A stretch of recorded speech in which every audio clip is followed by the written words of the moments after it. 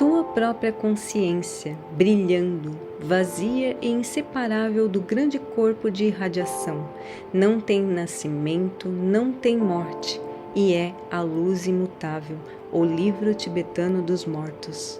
Dentro de nós existe um universo infinito de experiências, fragmentos de várias existências, que ao retornarmos se tornam peças soltas de um grande quebra-cabeça. Enigmas que só podem ser desvendados por meio de uma imersão profunda nas memórias de vidas passadas. Talvez as respostas que buscamos não estejam no presente, mas adormecidas no tempo, esperando para serem resgatadas. E quando finalmente as encontramos, tudo começa a fazer sentido.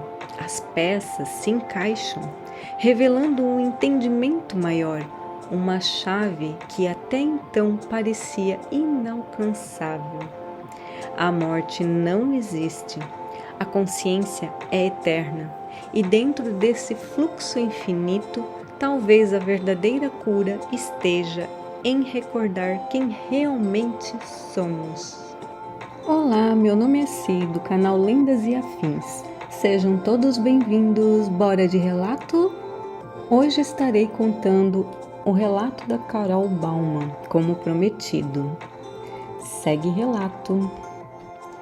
Em 1986, Carol Bauman, aos 36 anos, estava tão doente que não sabia se sobreviveria. Era o terceiro inverno que lutava contra pleurisia, asma, pneumonia e infecção dos brônquios.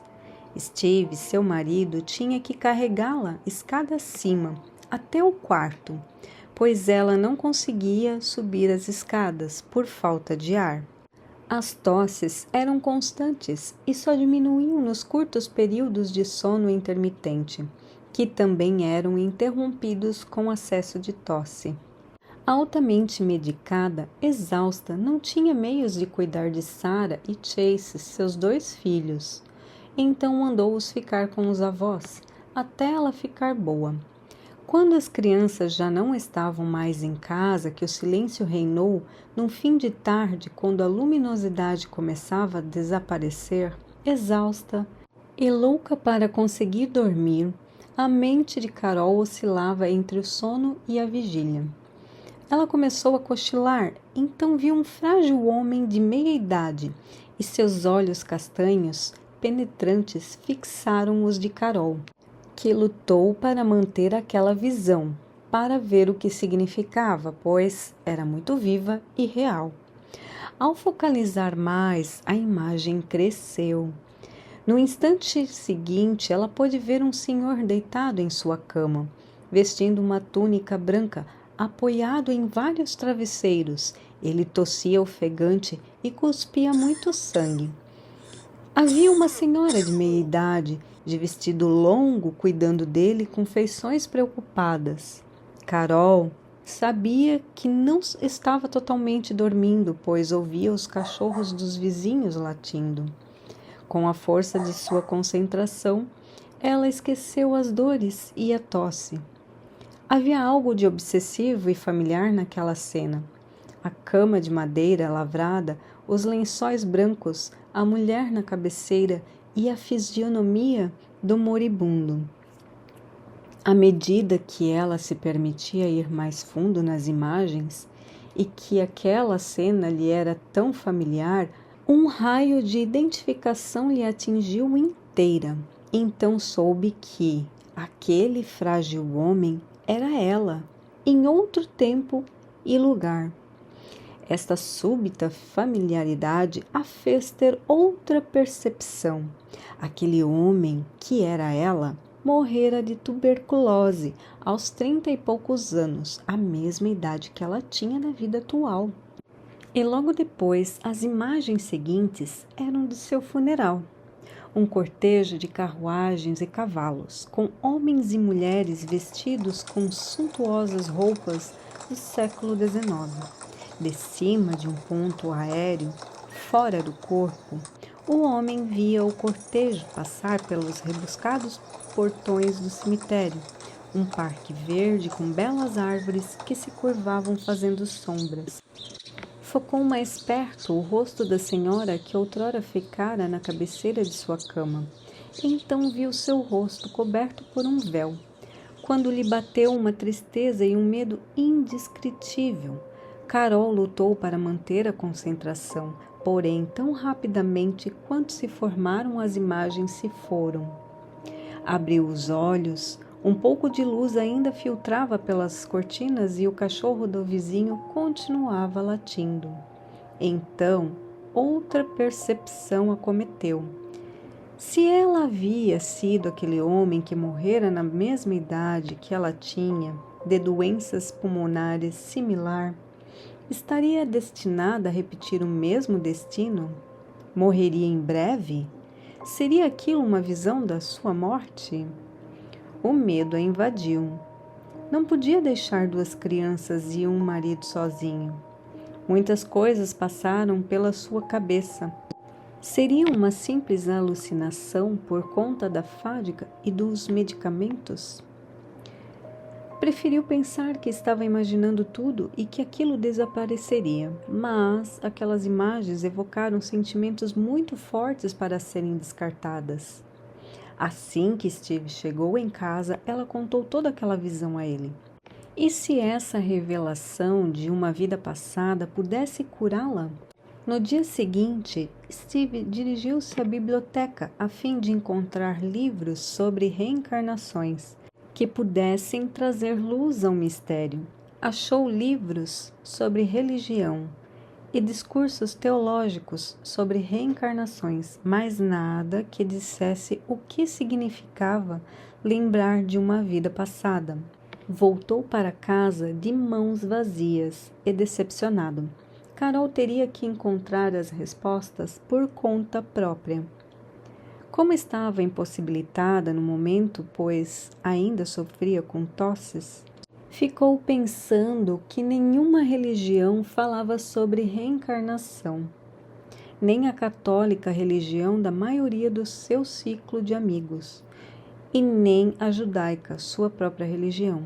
Certa vez, quando ela era pequena, o rabino disse que, com o giro do punho de Deus, você poderia ter nascido na Índia, morrendo de inanição, o que fez com que ela pensasse: mas por quê? Como Deus decide quem terá sorte na vida e quem terá sofrimento? Ela não se sentia à vontade com esses pensamentos. Não fazia sentido para ela como criança. Em outra vez, suas amiguinhas da vizinhança vieram brincar com ela de casinha na garagem da casa dela, quando uma delas falou: você vai para o inferno, porque os judeus não aceitam Cristo como seu salvador. Aquilo deixou-a furiosa. Não era justo. Então se lembrou de outro tempo, quando fazia um curso de literatura e teve uma experiência numa praia na costa norte de Boston, com amigos quando conversaram até os primeiros raios de sol começarem a aparecer. Se lembrou de quando ela se retirou, caminhou até uma duna onde podia sentar-se tranquilamente sozinha, ouvindo o barulho do mar e ver o sol nascer. Quando pelo cansaço ouvia um zumbido no ouvido, e onde ela olhava, via tudo faiscando e cintilando. De repente, tudo mudou com o cansaço. O som hipnótico do mar, o faiscar do sol, reluzindo na água, a transportaram para um estado de consciência diferente. Ela percebia tudo à sua volta, via, sentia e se transformava em areia, nas ondas, no infinito céu laranja e rosa. Seu corpo era pura energia, e tudo à sua volta era energia que fluía dentro e fora dela. Se sentia totalmente expandida e viva. Então entendeu que ela era parte de algo muito maior, pois aquela energia que sentiu nunca poderia ser destruída. Existiria para sempre. Apenas o corpo morre, enquanto essa essência que está em toda parte continua a existir. Nesse mesmo dia, quando voltava para Harvard Square, foi até sua livraria preferida e pegou um livro ao acaso. Abriu-o no meio e começou a ler. Tua própria consciência brilhando vazia e inseparável do grande corpo de irradiação. Não tem nascimento, não tem morte, e é a luz imutável. Era o livro tibetano dos mortos. Na semana seguinte, mergulhou no livro e descobriu que não se tratava tanto da morte, e sim daquela parte de nós que nunca morre, a nossa consciência, a fase mais significativa da passagem da alma. Logo após a morte, a alma está mais ciente do alcance total de sua divina e intemporal natureza, sendo uma só com o grande corpo de irradiação. A partir desse episódio, Carol compreendeu aquela experiência na praia, a intemporalidade da existência. Na época da faculdade, descobriu alguns poetas ingleses do século XIX que compartilhavam da mesma filosofia budista e hindu. E também descobriu o misticismo oriental na literatura ocidental, cuja linguagem era a mesma de Carol, que falavam da imortalidade da alma, a essência de todos nós, que é intemporal, eterna e divina. E seus sentidos descobriram o infinito em tudo. Todas essas pesquisas sobre o significado da morte e da reencarnação responderam algumas de suas dúvidas e deu a ela uma nova estrutura às suas crenças. Mas isso ainda a frustrava, porque não sabia de que forma isso afetava a vida dela agora. E se padrões de raciocínio e experiências persistiam de existência a existência, como mudamos esses padrões? Pois é, agora eu queria dar uma opinião minha. Isso é uma coisa que eu fico pensando, se existe mesmo outras vidas, como tantos milhões de anos e o ser humano continua a errar nas mesmas coisas, me parece um ciclo vicioso. Não conseguimos sair disso, guerras, domínios, egoísmo, etc. Será que já não devíamos ter aprendido?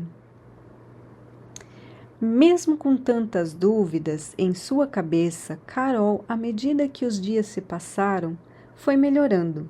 E ela não sabe dizer se foi os medicamentos ou se foi a visão que ela teve dela mesma como aquele senhor que morreu de tuberculose. Então a primavera chegou e o clima melhorou. Ela pôde respirar mais tranquila e se esqueceu do medo de morrer, pois afinal tinha melhorado. Mas, quando o outono chegou, já começou a ficar preocupada novamente, pois não sabia se ia conseguir passar mais um inverno daqueles igual aos anteriores. Em outubro, ela recebeu uma ligação de um amigo, no qual ela contou sua visão. Alô, Carol? Aqui é Rosário. Oi, Rosário, como vai? Eu estou bem. Queria te avisar que irá vir um hipnoterapeuta da Flórida para Asheville. Ele irá fazer regressões a vidas passadas e talvez poderia ajudá-la com seu problema. E como você está? Eu estou bem, mas que maravilha! Me passa o contato que eu irei falar com ele. Carol não pensou duas vezes, telefonou para Norman Lin. Na manhã marcada, ele apareceu em sua casa. Conversaram e Norman disse que era havaiano e descendia de uma longa linhagem de kahunas, curandeiros espirituais das Ilhas Havaianas. Combinara seu saber tradicional com o aprendizado de hipnoterapia e planejamento neurolinguístico, expandindo seu preparo e gosto pela cura. Quando começaram a sessão, enquanto Carol ouvia uma música relaxante, reclinada em um sofá, Norman fala: concentre-se na respiração e relaxe conscientemente cada parte de seu corpo. Já relaxada, Norman continua: visualize-se em uma breve viagem através de uma paisagem tranquila, seguida pelo descer de uma escadaria imaginária. Quando você chegar ao pé da escada, você irá se encontrar em outro tempo. Imagens do homem que ela havia visto quando ela estava doente lhe veio à mente e Norman insistiu. Descreva o que você vê, faça as imagens ficarem mais nítidas. Logo, as imagens passaram de confusas para coloridas e de corpo inteiro. As imagens se sucediam como num filme. Outras vezes a imagem parava. Quando ela dirigiu sua atenção para os sentimentos que as cenas lhe causavam, então começou a descrever sua infância. Vejo-me como um bebê, usando um camisolão e sentado numa cadeira alta. Minha mãe me dá mingau. Vejo meu pai e minhas irmãs sentados em volta da mesa comendo. Sinto-me amado e satisfeito. E o que está vivenciando agora, o que sente? Carol, absorta pelas imagens, sentia como se fosse o protagonista, vendo com os olhos daquele homem, ouvindo pelos seus ouvidos. Podia sentir o amor dilatar em seu coração e sabia o que estava pensando. Mas também podia mudar sua perspectiva do corpo do homem para observadora.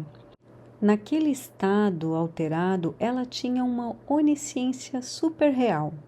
Tinha acesso a tudo o que aquele homem sabia, entendia ou lembrava.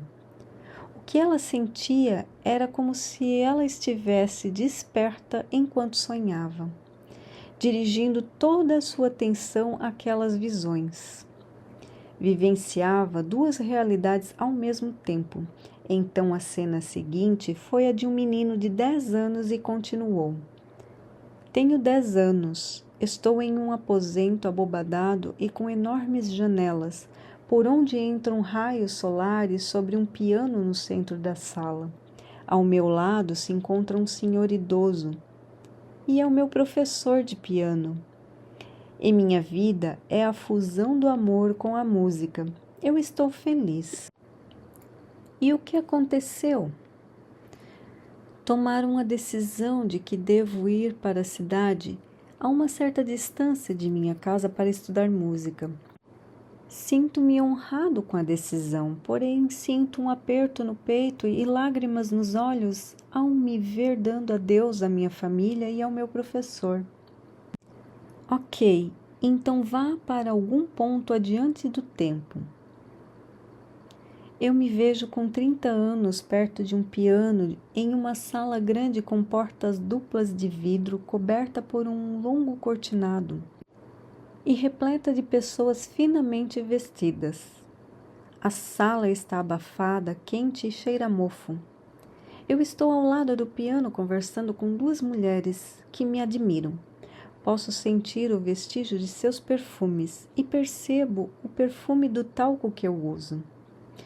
Quando saio da sala, me vejo descendo uma larga escada atapetada, e em cada braço meu tem uma jovem bem vestida.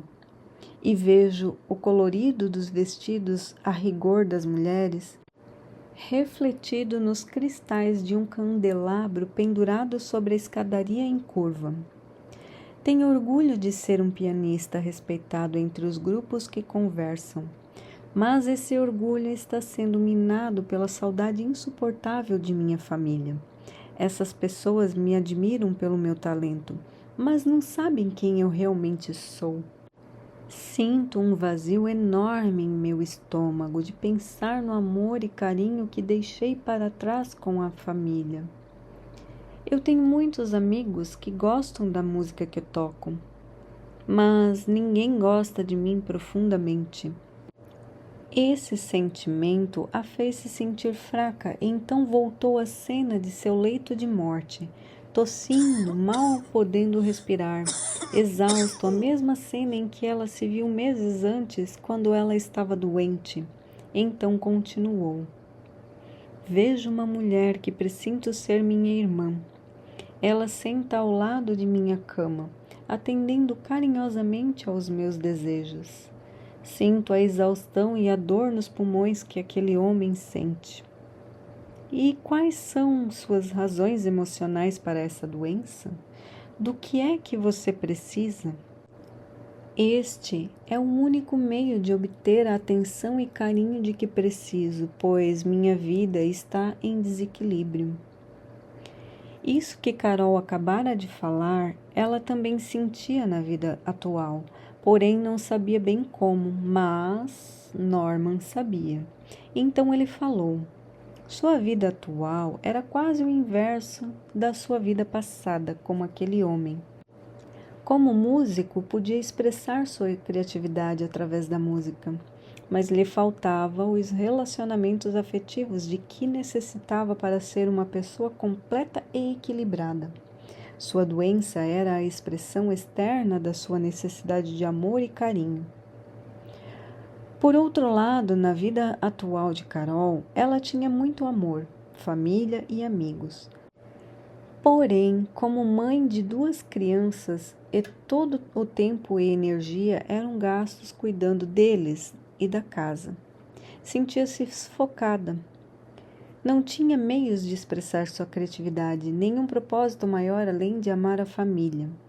Não tinha tempo para cuidar de suas próprias necessidades, o que a fez se negligenciar.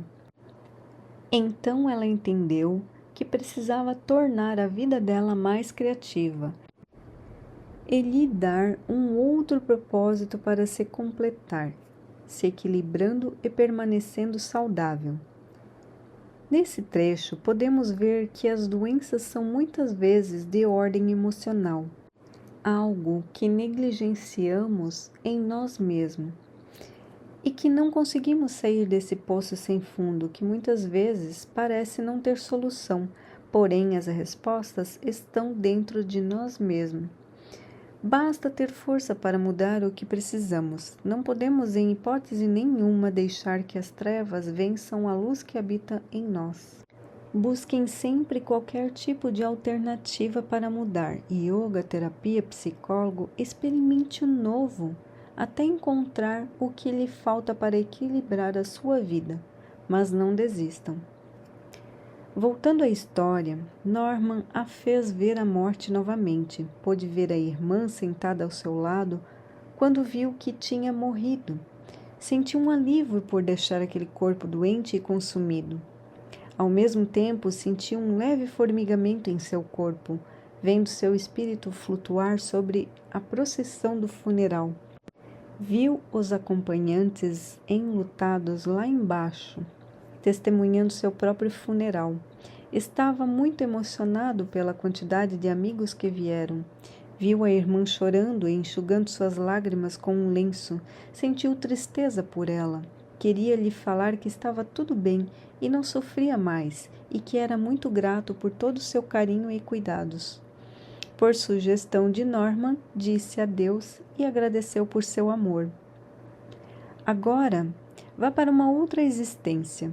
O que está vivenciando? Vejo uma jovem de 12 anos. Estou tocando para pessoas que irão decidir se posso ou não ir para o conservatório. Sei que toco bem. É fácil para mim. Então decidem que devo continuar meus estudos e ir para o conservatório. Estou triste que vou me separar da minha família, pois sentirei falta deles. Vejo meu pai, minha mãe e um irmão mais novo na estação de trem. Meu pai se curva e me dá um beijo. Minha mãe chora e meu irmão parece perdido. Onde está e para onde vai? Estou deixando a Polônia para estudar em Viena. As imagens pularam para o fim da adolescência dela. Ando por um corredor de um prédio, teto muito alto. Lâmpadas pendem dele. Há janelas de vidro sobre as portas. É onde eu estudo. Tenho muitos amigos e sou feliz. Esta é minha nova casa. Vá mais adiante, o que vê? Vejo um apartamento estreito, tenho uns 20 anos e 2 filhos pequenos. Um piano de cauda enche um canto do aposento. A porta se abre e um rapaz de boina entra. Sei que é meu marido, parece preocupado. E as palavras, é tarde demais, vêm à minha cabeça. Sei o que ele tem a dizer tem a ver com o fato de sermos judeus. Meu marido, que é professor na universidade, fala abertamente contra a política alemã. Pelo medo em seus olhos, vejo que teremos problemas. Não quero ver o que vem a seguir. Norman diz. Continue. Vejo meus 2 filhos, uma menina de 2 anos e um menino de 6 anos. Estamos numa rua pavimentada com pedra junto com outras pessoas e seguro as crianças pelas mãos.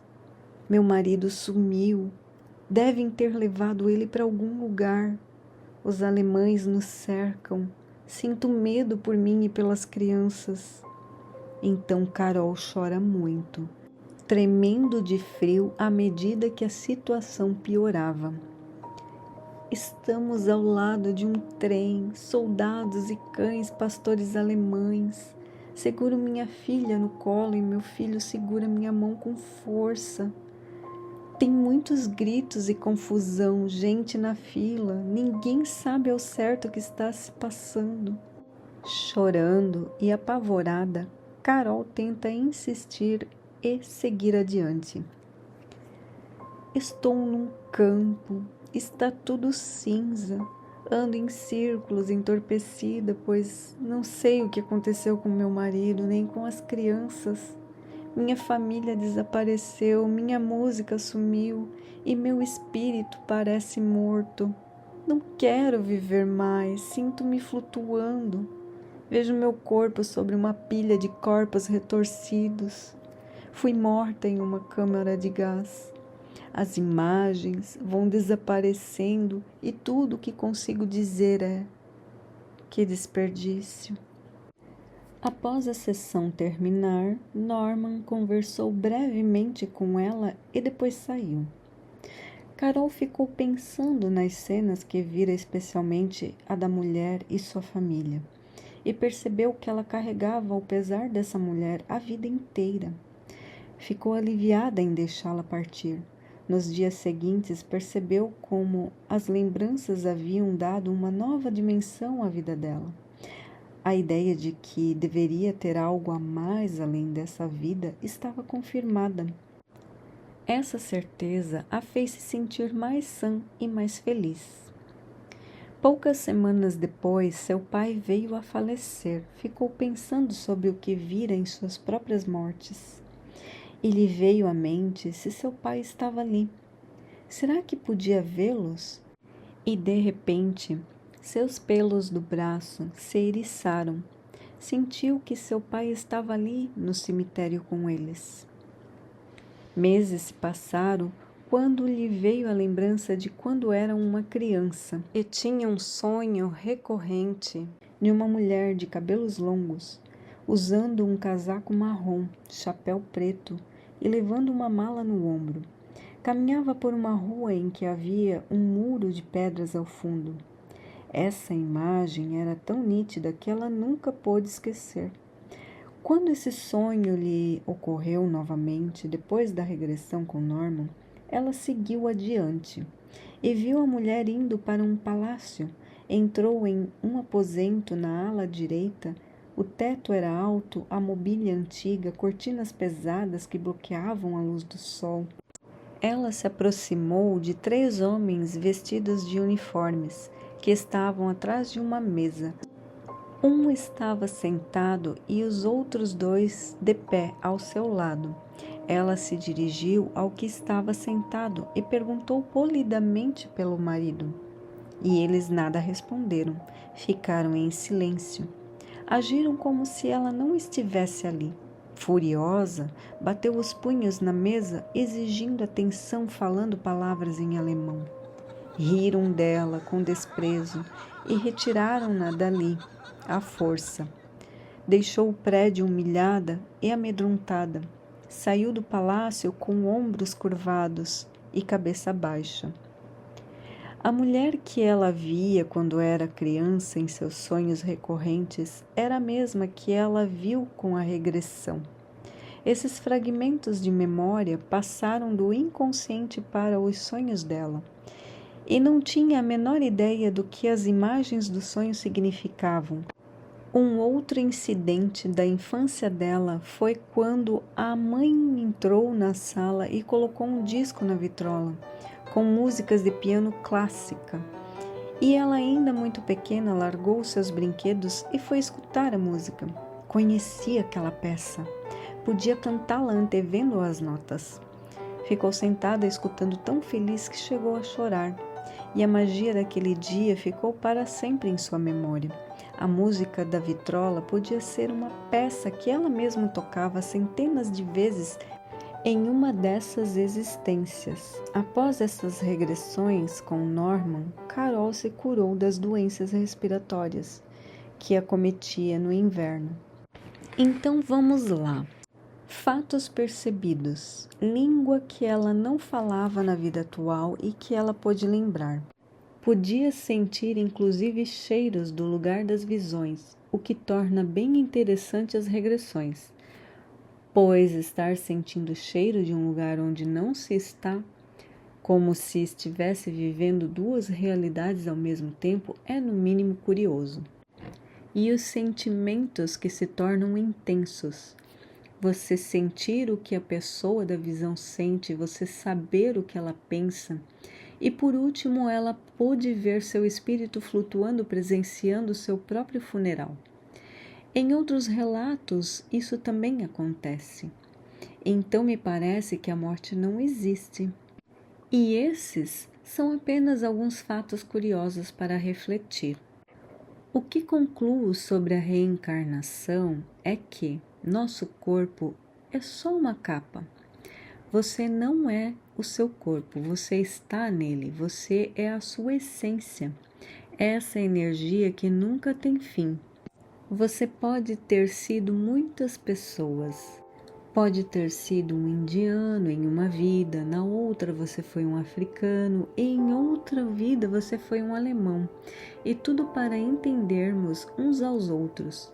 A empatia por todos. A energia não tem forma, não tem cor. A essência é muito mais do que a aparência. Se não aprendermos isso ao longo de milhares de anos, não sei o que dizer. O que mais precisa para nós aprendermos de vez que somos todos um? Pois no relato da Carol, sobre a imersão que ela teve na praia, em que ela sentiu que fazia parte do todo, é a mesma sensação de quem teve as famosas EQMs, experiências de quase morte, em que a pessoa morre por alguns minutos e elas relatam sentir que fazem parte do todo e que essa sensação é incrível. Através de nossas vidas, temos que nos perguntar: o que eu tenho que aprender com essa vida? Mergulhe em sua essência, seja a luz que habita em você. Vá além das aparências. E se for fazer uma regressão, faça com quem tenha experiência e tenha capacidade psicológica para te dar suporte. Porque se você já tem um problema, não espere ver algo bonito a ser desvendado. Tenha certeza que virá outro problema, mas que com o suporte certo de um psicólogo pode dar muito certo. Lembre-se, isso é feito para que você entenda algo que ficou para trás e não foi compreendido. Algo que você terá que mudar em sua vida, como o caso de Carol, que descobriu que nessa vida ela estava se negligenciando por fazer tudo para sua família e se esqueceu de viver a sua própria vida, porque em outra ela viveu seus sonhos, mas se esqueceu de ter relacionamentos mais profundos, o que a deixava incompleta. A vida é o equilíbrio. O que precisa equilibrar na sua vida? Pense e nunca desista de achar esse equilíbrio. Espero que tenham gostado. Até o próximo relato. Fui!